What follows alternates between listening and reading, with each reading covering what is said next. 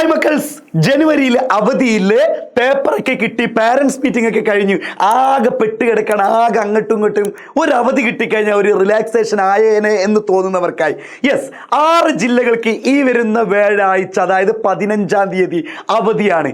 എന്താണ് സാറേ 6 ജില്ലകൾക്ക് മാത്രം, എന്താണ് ഈ 6 ജില്ലകൾക്ക് വ്യാഴാഴ്ച അവധി വരാനുള്ള കാരണം?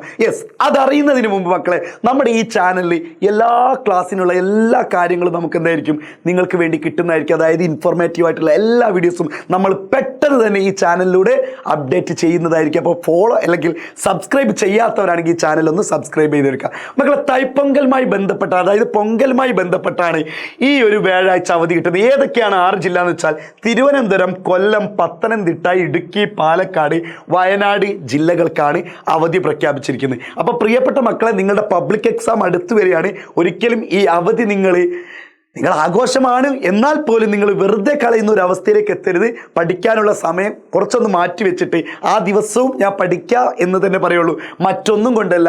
എക്സാമിന് ഇനി വളരെ തുച്ഛം ദിവസം മാത്രമേ ഉള്ളൂ. അപ്പോൾ അത് നമ്മുടെ മനസ്സിൽ കാണാം. ആഘോഷങ്ങൾ ഇനി അടുത്ത വർഷവും വരും, അതൊക്കെ മനസ്സിലാക്കി വെക്കുക. ഇതൊരു പബ്ലിക് എക്സാം ആണ് നിങ്ങളുടെ മുന്നിൽ കാണുന്നത്. പ്രത്യേകിച്ച് SSLC പിള്ളേരോടൊക്കെ നമ്മൾ പ്രത്യേകം, അല്ലെങ്കിൽ +1 +2 കാരൻ മെയിൻ പബ്ലിക് എക്സാം ഉള്ളവരോടൊക്കെ നമ്മൾ പ്രത്യേകം പറയാണ്, നിങ്ങൾ നിങ്ങളുടെ രീതിക്ക് തന്നെ എന്ത് ചെയ്യണം, കൃത്യമായിട്ട് പഠിക്കുക.